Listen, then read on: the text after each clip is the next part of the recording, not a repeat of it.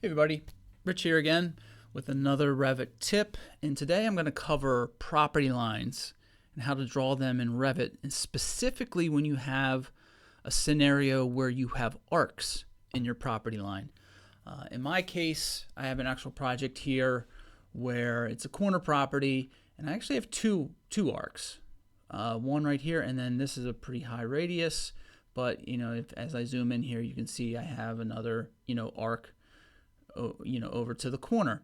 Now, in a lot of other scenarios, I've had a number of projects where I have only had one arc. So if I kind of scroll up here, if I got the surveyor's data, and let's say I knew that I had, in this case, I believe, let me just do a little quick dimension here.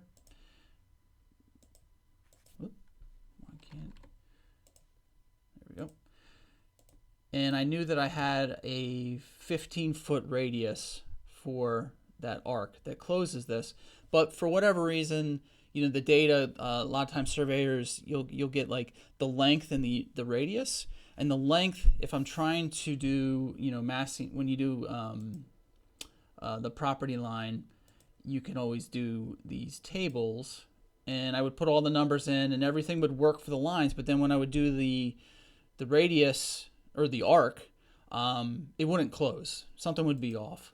So a workaround I used to do was like I just couldn't quite figure out what was going on when it came to arcs.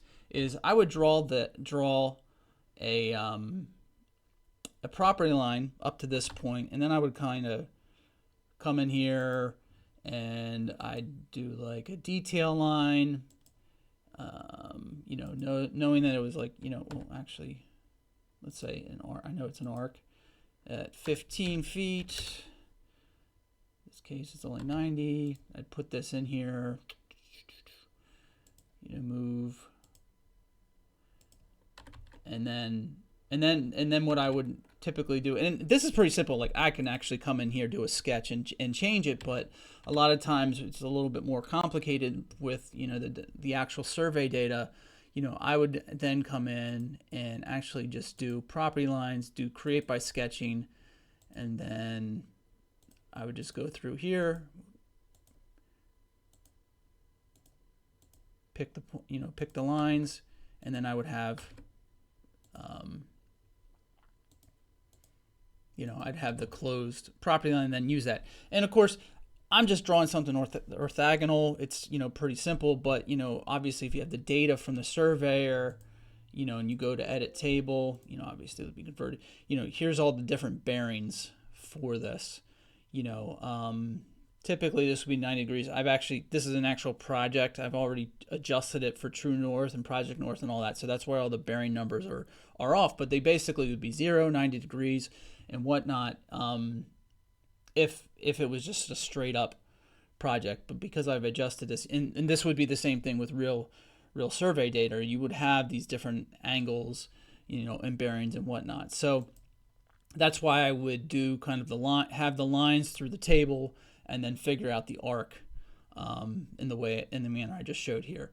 Now, in the case of this project, and I've had the data. This is the actual correct numbers, but not quite. And I'll show you that in a second. So here's the correct. I copied over the property line, and this is the correct data per what I've seen in the surveyor's data when it comes to the arcs. I have a radius of 30. I have an arc length of 47, 1.5, radius of 392 and change, arc length of 18 feet, 8 3/4 inch. Now, if kind of using the similar fashion of what I showed over here when I would draw lines, I would typically I'd have this, and then I'd have to try to figure out all of the other stuff. Now, one thing I came to realize about arcs when it comes to if you're using the edit table is if you create a new one. So for example, let me actually cancel out of that for a second. So I got 47, 1.5, And I'm actually going to off screen, I'm just going to refer to the actual numbers that I have off of the survey. It's somebody's actual property. I'm not going to show that in a video because there's private information on that. So if I come in here, I'm going to do that first 30 first arc that's at a radius of 30. The distance I get off of the survey length is 47.124 feet, right? I don't have a bearing right now of, north, east, any of that. But still, for an arc, they do require you to put that in. So how do you figure that out? Because then if I do this, that's just, that's not the way, that's not that. So real quick, one thing with arcs is depending on the line. So basically what's happening is there's a line. If I draw a line right here, again, the angles are off because I have this project set. But here's the interesting thing. The number, when it comes to a length, the length in the table, and let me go back to the table. This is that 47, 1.5, or 1.24, is not the length of the arc itself, which is this. It's the length of the chord. So if I draw a line, you'll see here, if I go point to point, there's your 47, 1.5 or 1.24 feet. And that's your bearing. If I draw, well, I'm going to do a quick massing in site property line. And if I do a create by sketching, you'll see here in a second. Okay, so I'll get a notification. But if I do a quick annotation by category, put this in here, you'll see northeast 47.12. That exactly matches northeast at 0 and the 47.12. So, oh, and by the way, also when you do edit tables on the arcs, this is left or right of the bearing of that line. So if I switch this to left, it'll be a little bit closer to what this is, because again, this is to the left of this line going in this direction, and direction is an important thing too here, because if this line was drawn the other way, this arc would actually be sitting on the other side. So actually, I'm just going to erase a couple things here.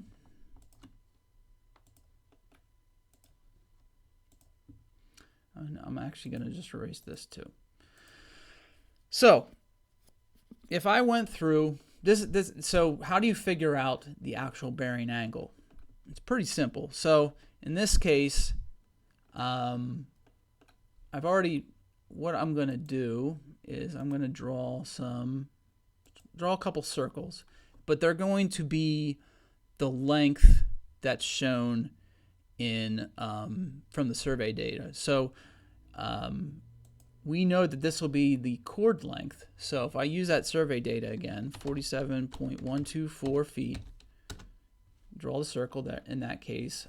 The other one for the other arc that I have here is 18.729 feet. And then all I got to do to figure out now the bearing angle is draw here, draw a line here, and I noted that these two, if I go over here, are intersect with each other. It just becomes the rotating this line to the intersection point of these two circles. So this ends up not really necessarily being a Revit thing. This becomes more of a, I guess, a geometry kind of process. So now I have my lines to start with the bearing. And then if I go back to site and draw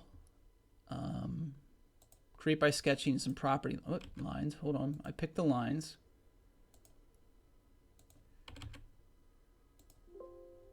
Yeah, I'll get the notice for that. Move this over here. And if I do an annotate by category, I now get a bearing angle and again the bearing length.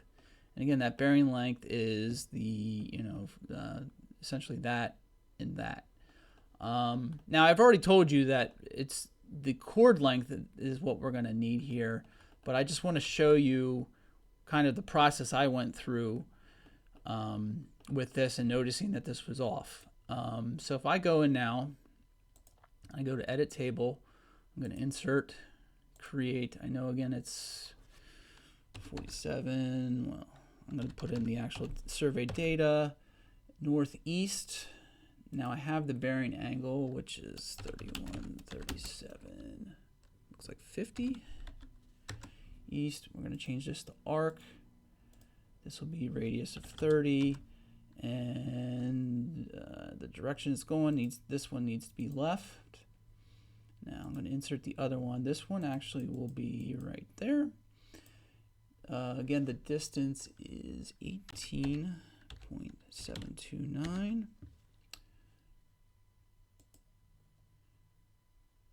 And sorry, just need to check the recording there for a second. Now this says northwest, and this is going to be incorrect and you'll see why in a second. 8246.29 says northwest. It's going to be arc.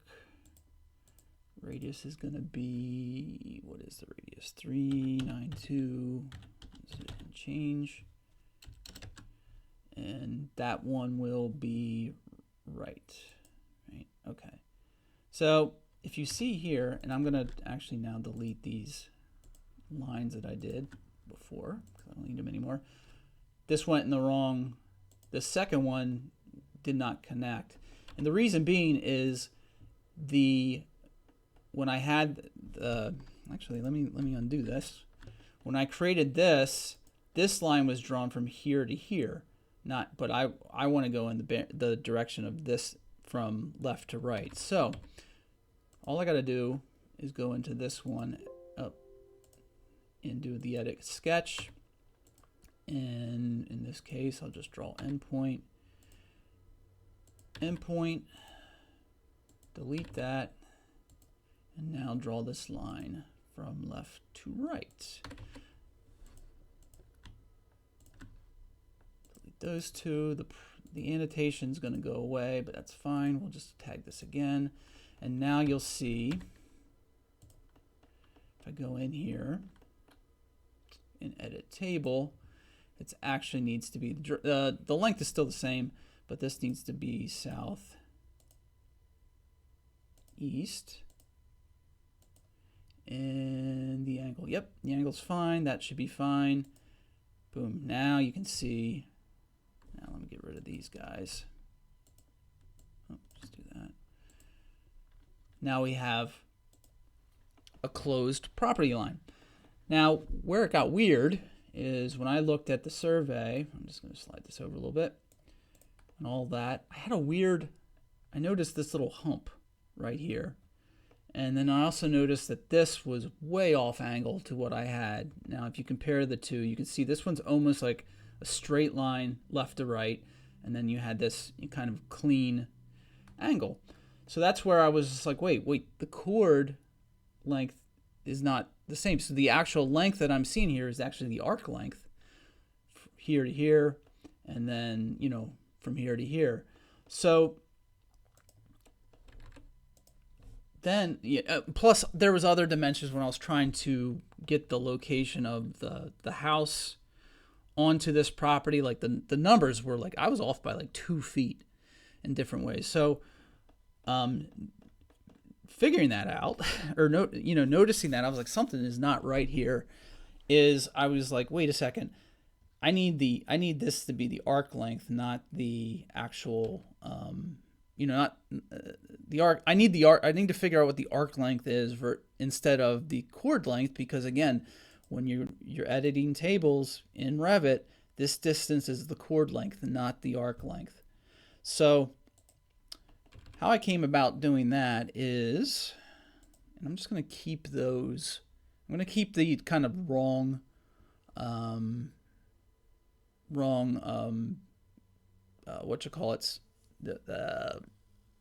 the wrong arcs on here. So I know that the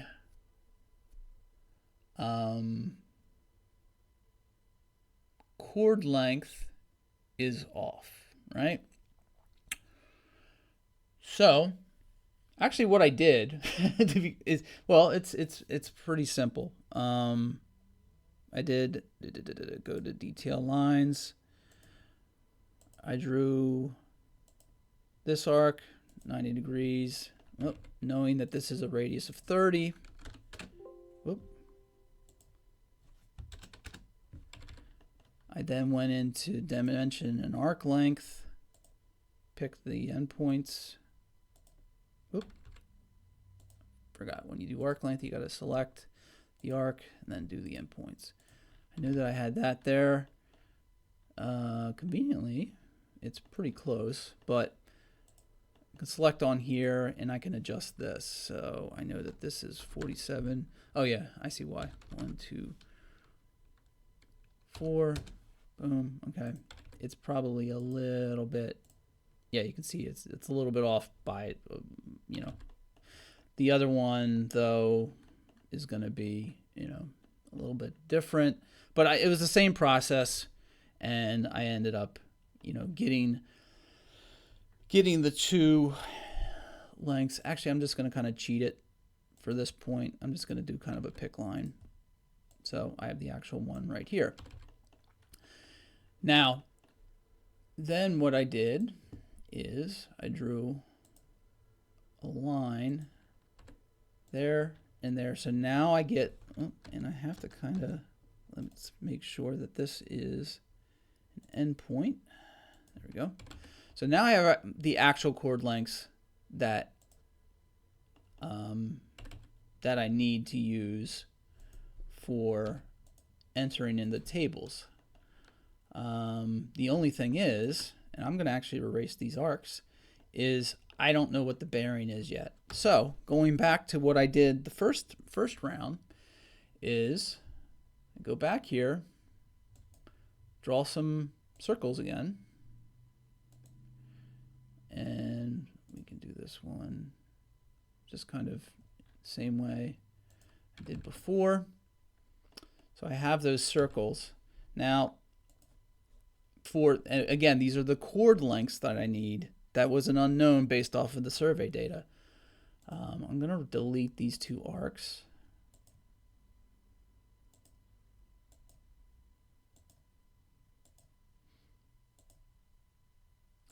That's fine.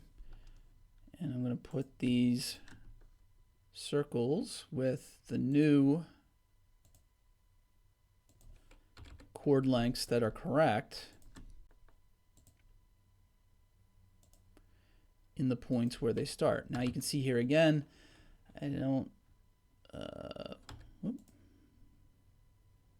oh, hold on.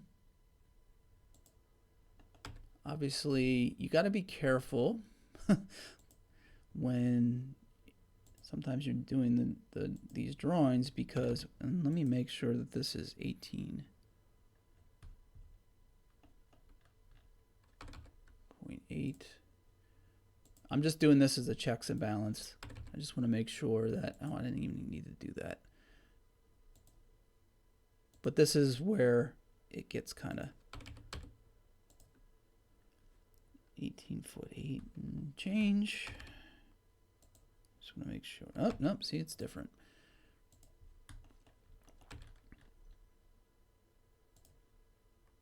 I'm going to actually copy this. Sometimes when you move things that are connected, they like to change a little bit. And with accuracy, in this situation, it's kind of critical. All right.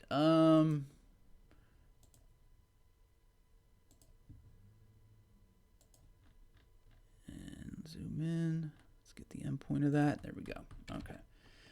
And again, to get that bearing correct, let's put this on the center. And we want to get to the intersection of these two circles. Place. And boom.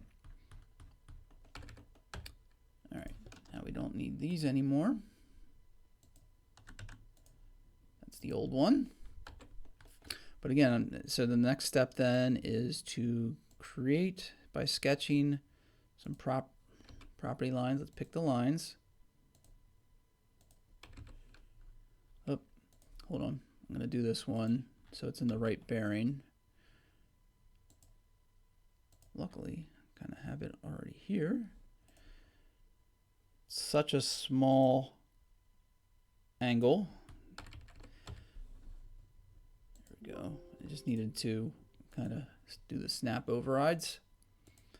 Let's move this out of the way. Get the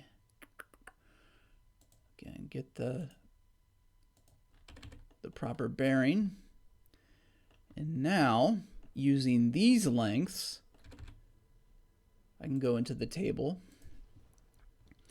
and I'm going to insert first the arc, which is going to be 42.43 feet. Bearing northeast at 35. 53, 45 east. Oh, let's make this an arc. We know that the 30-foot radius, and in this direction, I want this to be to the left. And then, oh, you know what? You might see a little bit, well, hold on, let me just do this first. 8.73 feet. Northeast at 79, 32.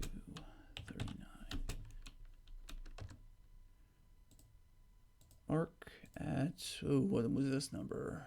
392, 6 feet. And this wants to be to the right. Oh, look at that. Okay. And let's hit okay. And yeah, there you go. And now we have the actual survey data correctly shown. You know, per what was given on the surveyor's drawing versus what you needed to input into Revit. So just to kind of quickly kind of summarize this, when you're doing arcs on a property line and you're using the edit table, again, the distance is the chord length of that arc, not the distance of the length of the arc itself. And what I've found a lot of times with survey data is they give you the length of the arc itself, you know, and obviously the radius, not the chord length. Some surveyors may give you that, but I think typically what I have found is it's the length of the arc that's given. And then the bearing, again, a lot of times the survey, I don't get a bearing distance, or I'm sorry, a bearing angle from surveyors, excuse me, because again, they're only giving you the radius and the length of the arc. The bearing doesn't matter a lot of times I wouldn't say not matter. The bearing is not given in the surveyor's data. I don't think I've ever seen an arc with the chord, you know, the chord line and the bearing of the chord line. But again, in Revit, that's what is given. Again, you know, kind of rewinding to the beginning of the video. A lot of times there's a quick workaround you can do here where you kind of draw, you know, do the table without the arc, and then you can kind of sketch in the arc, you know, afterwards, or do a second one in my case, and you know, get all the accurate bearings and angles and south, west, east, all that stuff. So hopefully this was helpful. And yeah, if you have any questions, please put them attached to this video. This was a situation where when I was trying to figure out what was wrong, I was looking up forums and whatnot, and I really wasn't finding anything. So I'm hoping this can be helpful for a lot of you out there who run into a situation like this. So a bit long, but kind of complicated. But again, like I said, it was through a little bit of trial error, I was able to figure this out and get this kind of unique situation shown correctly, and understanding how Revit looks at it versus what you actually have to put in there. So hope it helps. Let me know, and hope all's well. See you soon.